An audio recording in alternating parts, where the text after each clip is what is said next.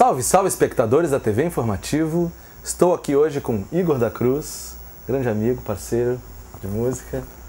Nos conhecemos no final do ano passado, um grande acordeonista que está aqui na região agora. 4 anos, Igor? 4 anos já, em junho. 4 anos. Queres te apresentar, dizer de onde tu vens e experiências profissionais? Bem, eu sou de Rio Grande, fiquei até os 25 anos lá, depois morei em Porto Alegre, morei em Itajaí um tempo, aí vim para cá por questões de trabalho. E a música sempre me acompanhou, desde os 13 anos que eu toco, e toquei a maior parte desse tempo em bandas de conjuntos de baile gaúcho. Então parei um tempo agora nos últimos anos, então estou tentando voltar, querendo voltar. Nos conhecemos no ano passado e a ideia surgiu de fazermos uma parceria com o Vocal em Cena, sabendo do grande instrumentista que ele é. Então esse ano estará conosco na nossa nova temporada do grupo. E além disso, acabou surgindo um convite para que ele viajasse junto comigo e com outro grupo que eu faço a direção musical para a Alemanha em maio agora desse ano. Então vamos passar 20 dias viajando pela Alemanha, fazendo concertos lá com o grupo e fazendo concertos de música brasileira nessa nossa parceria.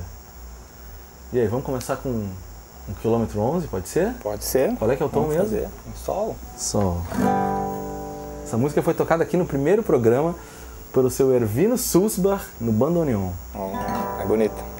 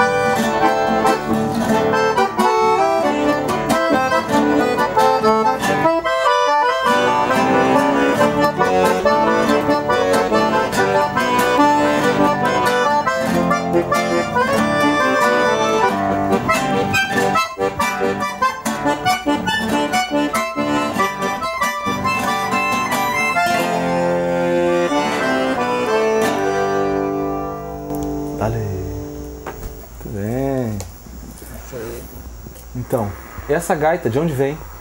Essa vem de longe. Essa gaita vem da cidade de Ancona. Ancona? Na Itália. Na Itália. Eu fiquei 6 meses lá.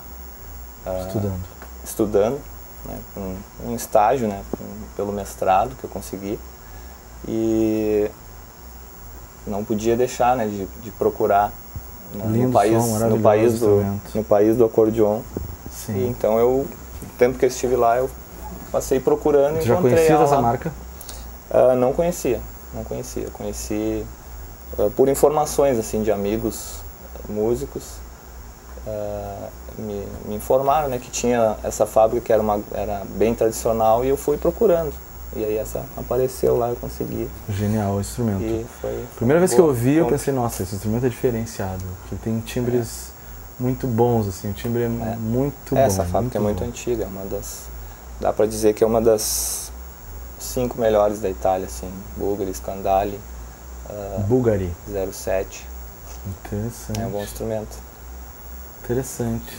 E qual é que é a tua expectativa dessa nossa turnê próxima agora? Poxa, a expectativa um mês e pouquinho. As duas. Muita expectativa, acho que vai ser uma experiência sem igual, né? Poder usar a música para literalmente fazer esse intercâmbio, né? Sim. Esse intercâmbio de cultura e conhecer um país como a Alemanha. Né? O pessoal aprecia muito a música brasileira e toda a Europa, e na Alemanha com certeza tem uma paixão a mais ainda em função dessa questão da colonização e de que o grupo sai daqui de uma região de colonização alemã e vai para lá, então nós seremos muito bem recebidos e fiquei muito feliz da tua parceria com Sei que nesse projeto. O acordeon também é bastante comum lá, né? Sim. Também bastante usado. Acho que mas a gente vai tocar casa, samba lá. com acordeon, pessoal. Vamos fazer coisas que vocês não imaginam, assim. Então acho que vai ser bem legal. Pretendemos trazer o grupo aqui, se der ainda, antes da viagem, para fazer uma performance, né? E queria te dizer, assim, se quiser deixar um recado, falar alguma coisa para alguém que vai assistir esse vídeo, e depois a gente vai se despedir com uma música que já vai puxar a próxima entrevistada desse dia, que é uma música que fala sobre a questão indígena. Então, queria te dizer para... olha, eu acho que eu só tenho agora a agradecer a tua oportunidade, principalmente, né, por tá viabilizando hoje essa viagem para lá, essa experiência, né, que prazer, com a tua grande prazer. recepção, e que está sendo muito bom, espero que eu possa contribuir com o nosso trabalho lá. Maravilhoso. Só isso que eu espero. Tenho certeza que vai ser maravilhoso. Vamos trazer imagens para veicular nesse programa aqui, né, da nossa viagem, com certeza. Com certeza. Então a gente vai fazer uma música chamada Pampianos, que é vencedora do primeiro Festival de Música da Univates, foi em 2011, e ela conta justamente a história do meu bisavô.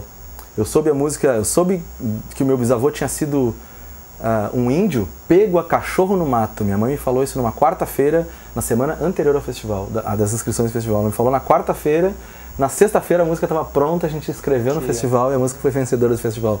Então ela tem um valor sentimental gigantesco. E como no mês que vem estamos celebrando o Dia do Índio, né, traremos logo mais uma entrevistada que é especialista nessa questão para falarmos mais sobre isso. E eu te peço agora que tu me acompanhes, assim, te passei o tom, vamos já tentar. sabe qual é que é, então a música tá nisso também. Quem manda bem no seu instrumento dá aquela improvisada, né? Eu tenho certeza que vai ficar muito bom. Pampianos.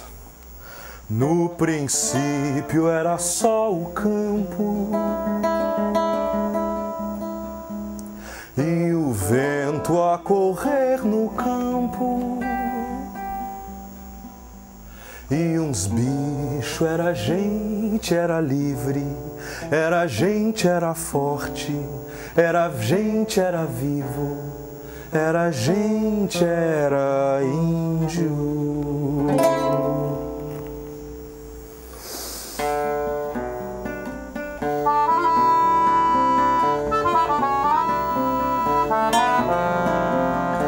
Brotavam nus, garrão na terra, uma babel em pleno pampa, só o frio botava medo até chegar o homem.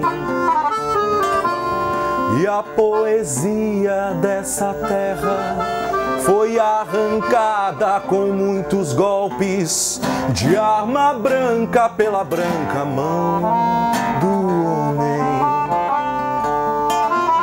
Foi quando o povo do velho mundo corrido veio parar aqui e trouxe o mal e a dor e acabou com o índio,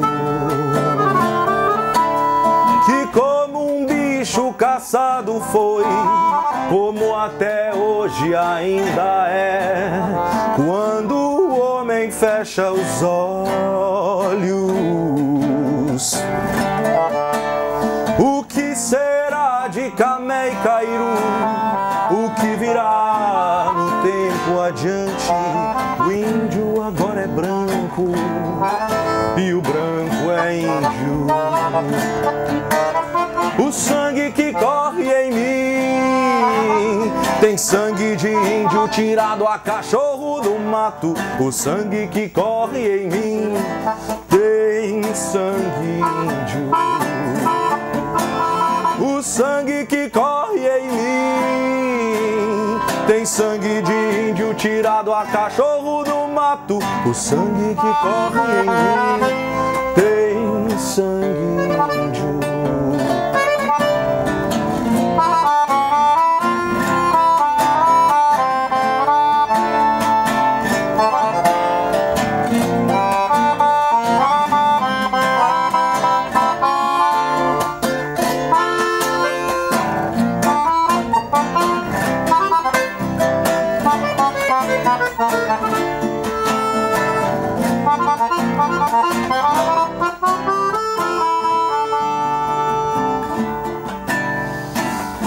Eu sou mestiço, crioulo bugre, moreno cuiá, do pelo duro, trago no peito ferida aberta e orgulho dos oprimidos guaranis, dos minuanos e tapês, dos caingangues e dos charruás, que estavam lá entre farrapos, com braços fortes a pelejar, sangrando o campo a ferro pelo branco. E hoje andam a mendigar, minguar em terra sem mais viver, e pela mão do homem padecer. O que será de Camé e Cairu? O que virá no tempo adiante? O índio agora é branco e o branco é índio. O sangue que corre em mim tem sangue de índio tirado a cachorro do mato. O sangue que corre em mim tem sangue índio. O sangue que corre em mim tem sangue de índio tirado a cachorro do mato. O sangue que corre em mim tem sangue índio.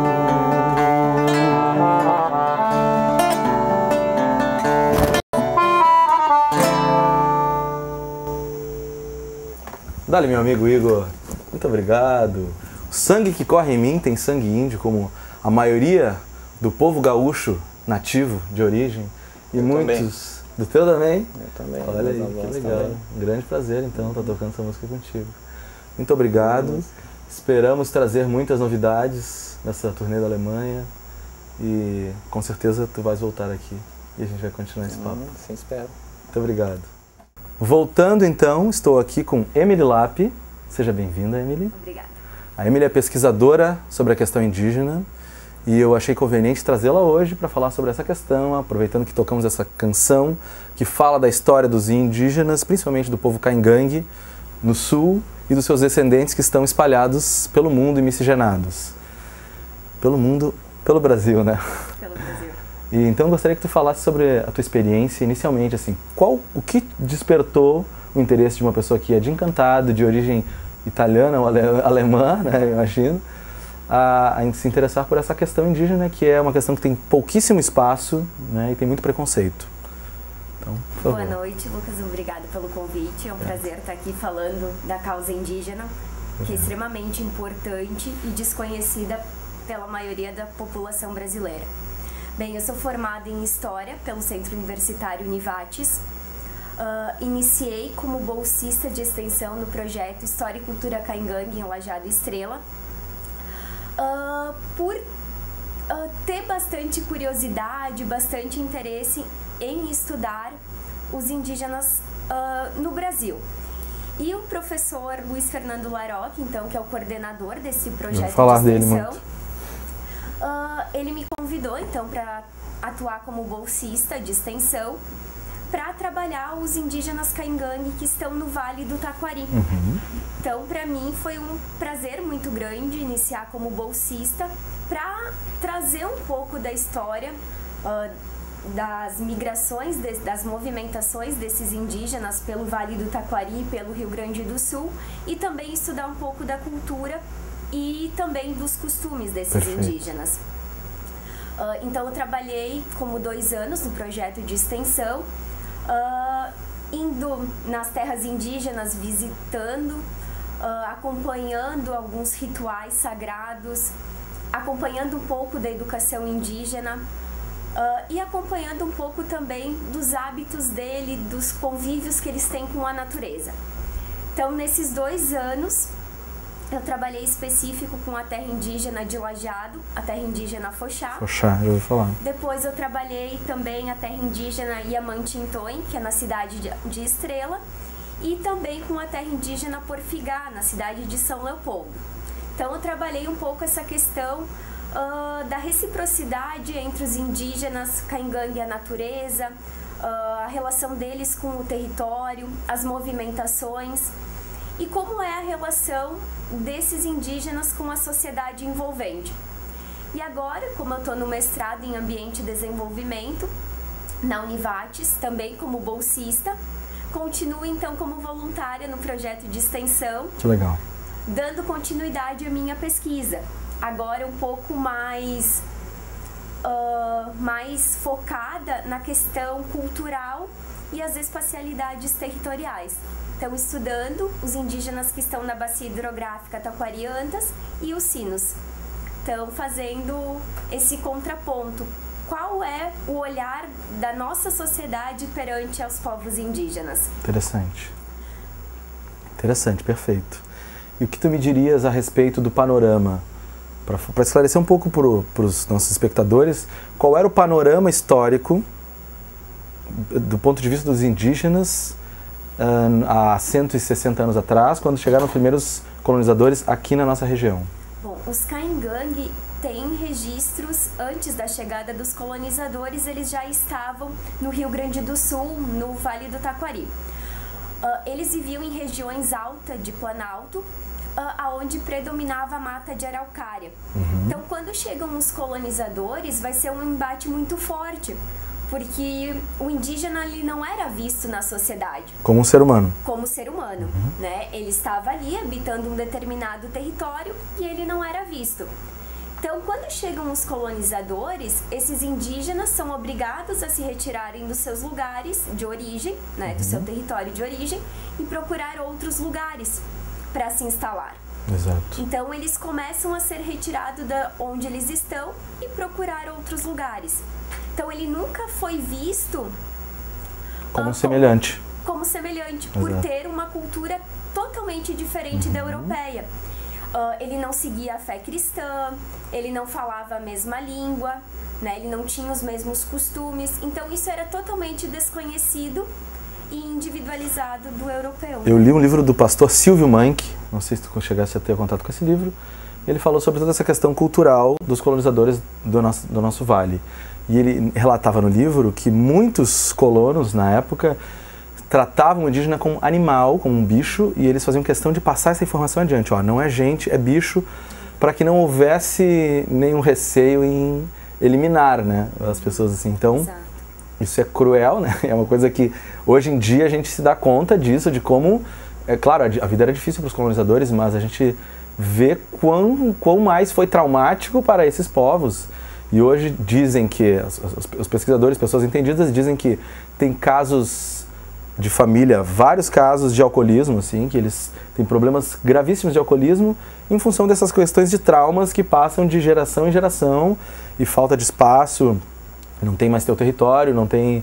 E a questão da política, da FUNAI, da política indígena no Brasil também é algo que não é claro, né? E que os indígenas, então, eles são inimputáveis, assim, até onde eu sei. As meninas podem casar com 16 anos, com 15 anos ou com 12 anos. Então, tem uma lei específica para os indígenas. E é muito curioso saber de um país como o nosso, assim, que tem uma cultura riquíssima nesse sentido, em um território vasto com vários povos, e perceber que isso é algo que é deixado de lado ainda, assim, por muito tempo. Então, eu gostaria de saber de ti, assim, qual é a tua perspectiva como uma pesquisadora, o que tu acha, assim, a respeito da questão de um desenvolvimento econômico que possibilite com que esses indígenas consigam atuar com a sua arte, digamos assim, e tu vês isso como algo viável diante dessa questão? Bem, nós temos que pensar o seguinte: os indígenas, eles foram postos em contato com a nossa sociedade. Então, eles tiveram que passar por uma reatualização, né? Eles em nenhum momento deixaram a cultura deles de lado. A cultura, ela sempre foi muito mantida, através da língua, através do artesanato, a educação indígena que é presente nas aldeias. Então, eles tiveram que se reatualizar, porque nenhuma cultura ela vai permanecer igual. Uma cultura, ela passa por transformações. Então, eles começaram a passar por transformações a partir do momento em que eles se envolvem com a nossa sociedade. Nós somos totalmente capitalistas e individualistas. Os indígenas Caingangue, em específico, eles são um povo coletivo e não capitalista. Só que, claro, eles têm algumas coisas que século passado eles não tinham. Só que conforme a necessidade e conforme eles precisavam disso, eles foram buscar ter também. Claro. Então eu acredito que tem sim como a sociedade começar a olhar eles de uma outra maneira, né? Porque eles ainda estão fazendo seu artesanato, eles estão comercializando na cidade. Então eles têm sim como ter um novo olhar. Mas, na minha opinião, eu acredito que precisa haver políticas públicas adequadas para isso, né? Porque a gente vê, eles são vistos mais como mendigos, né, pedintes, do que como comerciantes do seu produto, assim. Sim. Então, eu sei que já existem movimentos, existem pessoas engajadas, e também já ouvi dessas pessoas que trabalham diretamente que é complicado, assim, por uma questão cultural, fazer com que eles se organizem ou sigam um padrão de produto. Mas eu vejo como uma forma de viabilizar as suas vidas através disso, porque eles têm habilidades nesse sentido. E a questão cultural poderia ser muito explorada nesse sentido. Eles poderiam explorar a sua própria cultura como uma mercadoria de trabalho, assim, né? O Caingangue, ele nunca se acha inferior, muito pelo contrário, né? A gente tem o costume de dizer, coitadinho, eles estão andando de pé descalço, eles estão ali vendendo a cestaria, mas em nenhum momento eles se acham inferiores. E em questão das políticas públicas, tem artigos da Constituição Federal de 1988 que fazem referência aos povos indígenas, que eles têm direito à educação, eles têm direito a estar no território onde eles estão, porque tem pesquisas arqueológicas que comprovam que aonde eles estão foi território de origem no passado. Mas, infelizmente, em alguns momentos a legislação ela é esquecida, pelo indígena ser considerado inferior. Só que eu acredito que as pessoas, elas poderiam pensar que em um Brasil multicultural vão existir muitas culturas, cada um vai seguir a sua cultura, o seu modo de agir, de pensar, e isso deve ser respeitado. O indígena tem a sua cultura própria, ele não vai deixar de ser índio em nenhum momento, mesmo estando em área urbana, usando roupa, estudando, né? Porque hoje existem povos indígenas, existem Caingangue, que estão frequentando uma faculdade, que já se formaram, que estão no mestrado, e isso é uma forma de preservação cultural. Eles não estão em nenhum momento deixando de ser índios. Perfeito. Perfeito. Emily, agradeço muito a tua participação. Quero dizer que esse é um tema que me interessa muito e como artista eu acho que eu tenho uma grande responsabilidade em seguir divulgando isso, né? Essa questão do Camé e Cairu eu aprendi através de uma pesquisa, né? Eu fiz uma pesquisa para escrever essa música. Então, o Camé e Cairu são os deuses da mitologia Caingangue, né? Isso. São metades exogâmicas, são metades que se complementam e se opõem. Então, todos os indígenas vão ter essa marca, Camé e Cairu. E eles sempre vão descender da metade do pai. Então, o filho vai ter sempre a metade do pai. Se o pai for Camé, o filho vai ser Camé. Ou se o pai for Cairu, o filho vai ser Cairu. E isso é o que rege toda a sociedade caingangue. E isso ainda é presente nas terras indígenas. E é uma sociedade patriarcal. Patriarcal. E isso ainda é muito forte nas terras indígenas em relação a casamento, que eu pude acompanhar, eu tive o prazer de estar acompanhando o casamento. A festa do Kikikói, que também é mantido. Que é uma bebida. Uma bebida. Então isso é preservado. Então isso não tem como uma cultura terminar jamais. Ela é cada vez mais forte. Eu estive cantando essa minha canção num evento, numa dessas festividades, na aldeia Foxá, há uns anos atrás. E foi emocionante, porque eles ouviram a música, se identificaram demais, eu dei um CD para eles. Foi muito interessante. Ai, que bacana. E fico feliz, e eu acho que a gente pode combinar outros momentos para falar dessa questão específica. E fico à disposição para qualquer evento ou qualquer necessidade que tu tenhas de levar um músico que seja a favor dessa causa e que queira divulgar isso. Última pergunta que eu te faço é: como tu vês a nossa sociedade?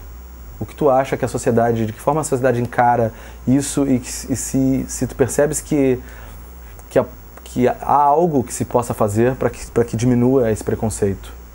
Bom, a sociedade, ela vê o indígena como inferior, com um olhar de preconceito, dizendo que eles não são mais povos indígenas.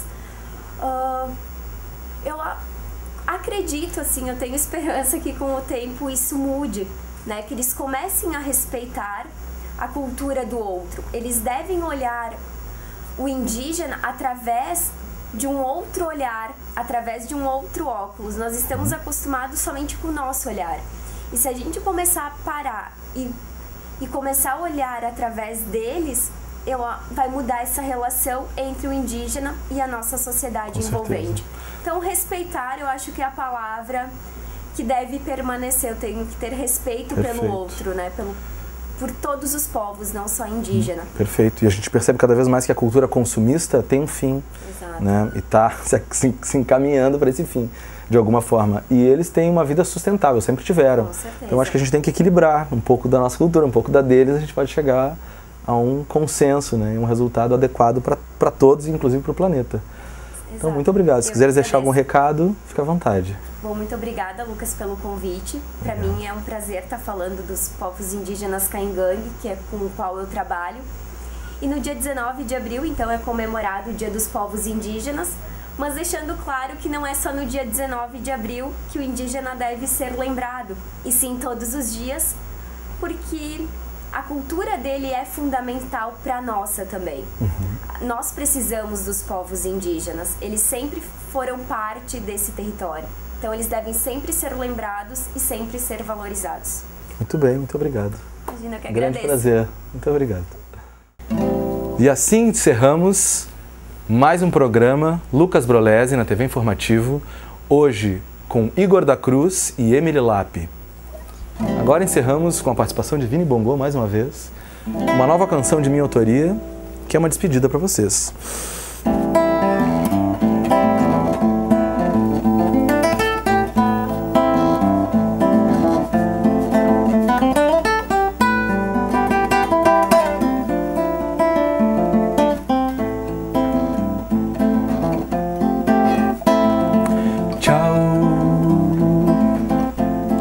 Agradeço e vou indo, tchau. Me despeço de todos e eu deixo um pouco de mim aqui. Tchau. Agradeço e vou indo, tchau. Me despeço de todos e eu deixo um pouco de mim aqui. Obrigado, espectadores, obrigado, TV Informativo. Eu levo sonhos, eu levo histórias, eu levo um mar daqui. Eu deixo versos, tambor no peito, doendo ao partir. Pois deixo um grande amor aqui, e o amor é que me faz sentir saudade, saudade. tchau. Agradeço e vou indo, tchau. E me despeço de todos e eu deixo um pouco de mim aqui.